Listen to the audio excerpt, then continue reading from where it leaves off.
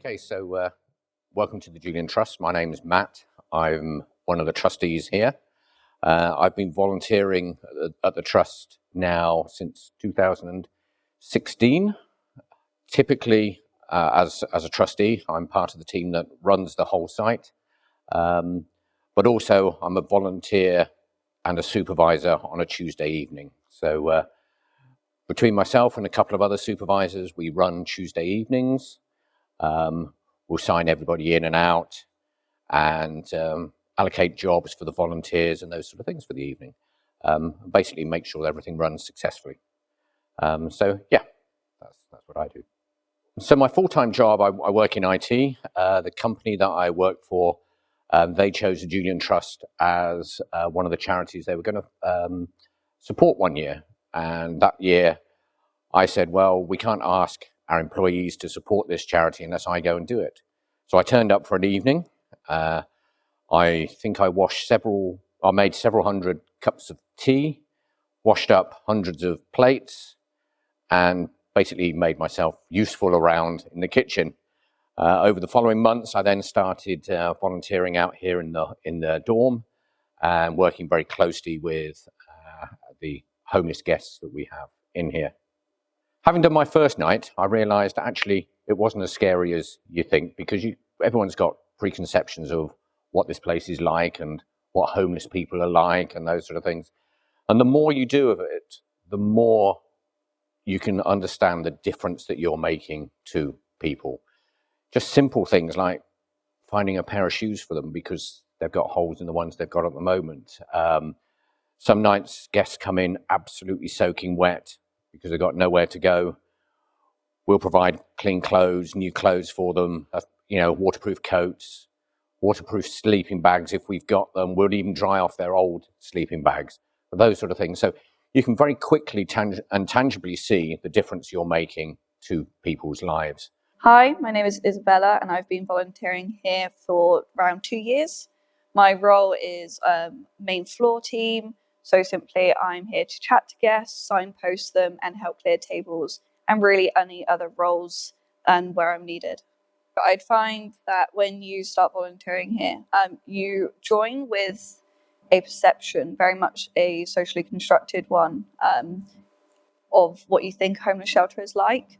And really, once you get here and you really experience volunteering, you realise it's far from that, and everyone's really lovely. So the kitchens will be busy from 8 o'clock onwards. We usually have a couple of people here serving. So they'll be providing the food. We have hot plates and stuff there. We'll be heating up any vegan food, any vegetarian food and those sort of things. So we do try and cater for everybody. But yeah, it usually gets very, very busy here. As I said, trying to serve 80 meals, maybe in an hour and a half, is pretty demanding on people, but we have some great volunteers and they make a huge difference, and they're really great at what they do. So this is where we serve our hot and cold drinks. Initially, it's a really great opportunity for any of our newer guests and volunteers, because for those that don't know really how to start a conversation, what would you like, tea or coffee, is really great to go about, and then that's how you kind of get the conversation going. Drinks usually run right until the end, and we send people off with a hot drink as well at the end of the night, just to keep them warm until the evening. I think I've kept volunteering here because you really do develop relationships with the volunteer team and with the guests. And I do have this belief in, if you don't need help, give help. So I very much have the time to be here and I do enjoy it. And whilst I am giving something to the community, I very much get something back. I think, again, everyone has this idea of what a homeless shelter is like and tend to have quite a negative view of our service users and guests. But in reality, they're all fathers, brothers, sons, mothers and daughters that come here. So everyone deserves to come in and at least leave with a hot food and a full belly. The Julian Trust is open 4 nights a week. We're open Monday, Tuesday, Wednesday and Friday. We provide hot food, drinks, shower facilities, clothes, and generally a safe and warm space for people to meet in. Lots of homeless people feel very lonely and very vulnerable. And as I say, this is a social space, and they do come in there and they meet friends, colleagues, and chat, and often in the evening laugh. A lot of the homeless have said to me, they sit in a doorway or whatever during the day, and are ignored by society. People will just walk by, don't even acknowledge that they're there. So the fact that they come in here, they have a warm welcome. Usually every Tuesday when I'm here, when people come through the door, they'll either give me a fist bump or a handshake. They'll ask how I am. I ask how they are. We've known each other for years, sort of things, many of these guests. And it feels like home to them. So in here we have our laundry room. So we provide laundry for our 12 guests. So they'll come in on an evening, and then when our overnight team take over, we'll take a list of all the items to ensure that that's everything that they get back. And then it'll be washed overnight and returned to them the next day. It's almost like a human right to actually have somewhere to call home, whether it's a flat, a house, or just even a bed here. To know that during the day, in the evening, I will have somewhere to rest my head must be such strong feeling for people. So we provide 12 beds. They're allocated by Bristol City Council. So we have a referral list. So people get to the top of that list and they can come and spend time with us. Often they'll be here for multiple weeks, those 4 nights, multiple weeks. And I think it makes a huge difference to them. They have somewhere they feel like home, they feel grounded. They can then start to engage with other parts of the council to try and get into a true accommodation and those sort of things. The shelter is always full. So we have 12 guests. So on Monday, we have a list. It's provided, as I say, by the council. There'll be 12 names on there. And those individuals will have the bed for Monday, Tuesday, Wednesday, and Friday nights. We'd love to do more nights, but at the moment, we're very limited with the number of guests. We would love to do, for example, Monday through to Friday. 5 consecutive nights would be awesome. But it means we have to find overnight volunteers for 4 Thursdays in a month. And we're struggling to do that. Not many people know that we're here, and whether or not you have the time to volunteer here, just spreading information, sharing us on social media, word of mouth, I think that can really help us. And of course, physical donations is great too. This is the stores. This is where all the very kind donations that people provide us go. Our kitchen team obviously come in here and help themselves to all the goods that you guys have donated, whether it's pasta, rice, coffee, marmalade and jams for the mornings, for breakfasts. We have fresh vegetables as well, milk, and obviously all of our cereals for breakfast. So yeah, we're always busy. We're always cooking big meals. So we get through a lot of tins of donated food each night. So a huge thank you to everybody who makes those donations. We also have provide people with toothbrushes. So if anybody wants to donate a toothbrush, we'll use it, and the guests will take them with them. Toothpaste and soaps, those sort of things. But yeah, we're run by the generosity of people who make these donations. So without them, we have nothing here. So it's so incredibly generous of you to make those donations. And this is what we will provide the food for those 60, 70, 80 people each night with. Obviously, we'll cook different meals on different nights, but I mean, we keep them in these black bins. It keeps them safe, watertight, etc. But we'll empty these very, very quickly. For example, at least the top level will disappear in one meal for our guests. We're cooking 4 meals a week, so we get through a lot of food. So even if you are just donating 1 bag of muesli, it makes a huge difference to us.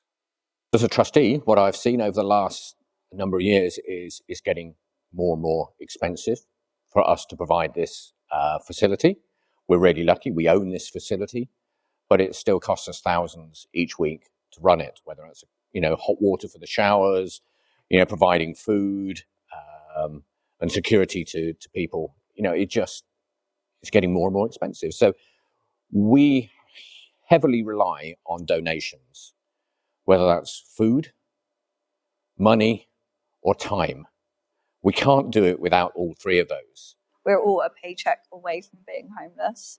So recognizing your privilege in life, and if you can give help, why not? It's very little time to provide, and really just give things a go. I think you can just come along and see what we do here, and I can guarantee you that you will enjoy it.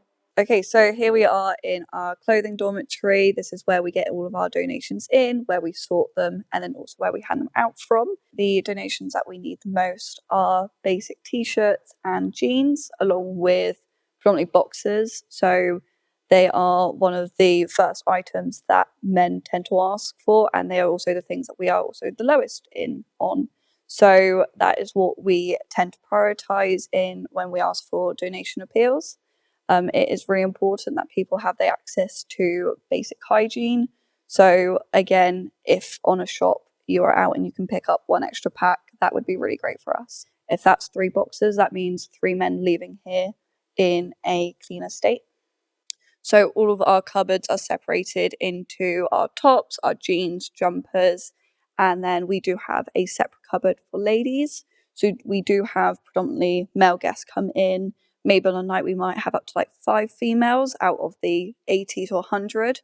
Nowadays, everybody is recycling a lot of their old fashion, old clothes, and those sort of things. So please consider us, the Julian Trust, as somewhere you can bring things like coats, jeans, trousers, joggers, things that would be suitable for males between 20 and 30, that sort of thing. At the moment, this may look quite highly stocked. However, on a night, this whole top row could go. So as you can see here, there is probably 8 pairs of jeans of 32 waist, which is one of our highest in demand sizes. However, on a night, if we have 80 men, then that is why we do need your generosity and why it's so important to us, because the more people that we can make sure that leave here fully dressed and clothed, the better. I think what I've learned is compassion for the homeless. I think I've been very lucky in life, brought up by 2 great parents, very stable home, went off to college, university, been working all my life, etc. So I've never been in the situation of being homeless, but I know people who have.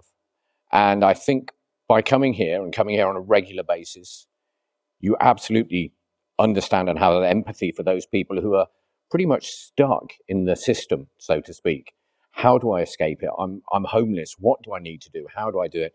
Just by giving advice, pointing people in the right direction, giving them a phone number that they can contact, helping them take those first steps, I think is really useful. One night when I was out in town and I got talking to someone that said that they were rough sleeping and they needed a little bit more support. So I signposted them to Julian Trust, and I didn't see them after that for months, and I just assumed that they weren't going to come along.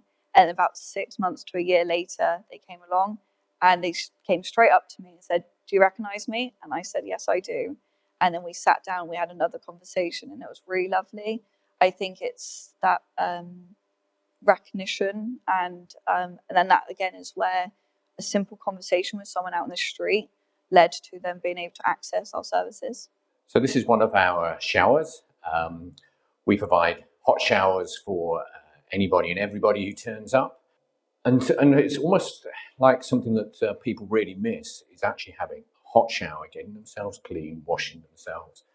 A few weeks ago, we had a lady came in. She said she hadn't washed for about 5 days, didn't have access to a bathroom to have a shower and those sort of things. But by the time she'd been given some clean clothes, had a hot shower, washed her hair, she left the place and she said, "I feel $1 million after that experience." Extra volunteers means that we can spend time with our guests. We can talk to them. We can maybe guide them in the right direction, but just have a meaningful conversation with them.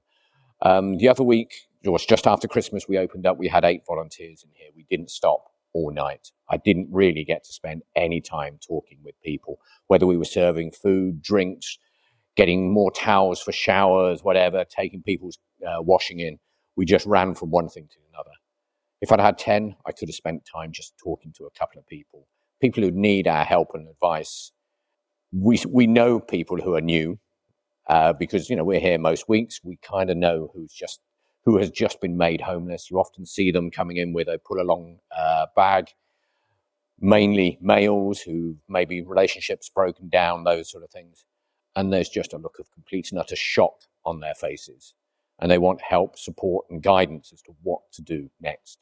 Because I've been here a number of years, I can do that. I can offer them that level of support, but I really need more volunteers to give me and others time to have those conversations with people.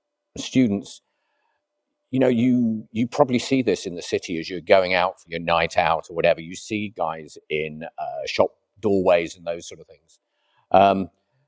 My ask is don't walk past. It's a problem for all of us to try and work to resolve.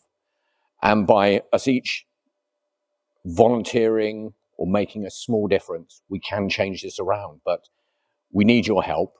We need volunteers who are students. We would love to have you as part of these teams, whether that's overnight or part of an evening team. You'd be more than welcome. We would love to have you. And if you could volunteer sometime, that would be awesome. Okay, so that was the Julian Trust. We are an independent charity. We're funded by donations, not by the government, not by the council, but just by donations. Everything that people provide us, from money, food, etc., goes to helping our guests. None of us, not even the trustees, take any money out of the business. And we try to be as professional as we can, but we also want it to be a fun and inclusive environment for anybody. But yeah, I don't know what else to say now.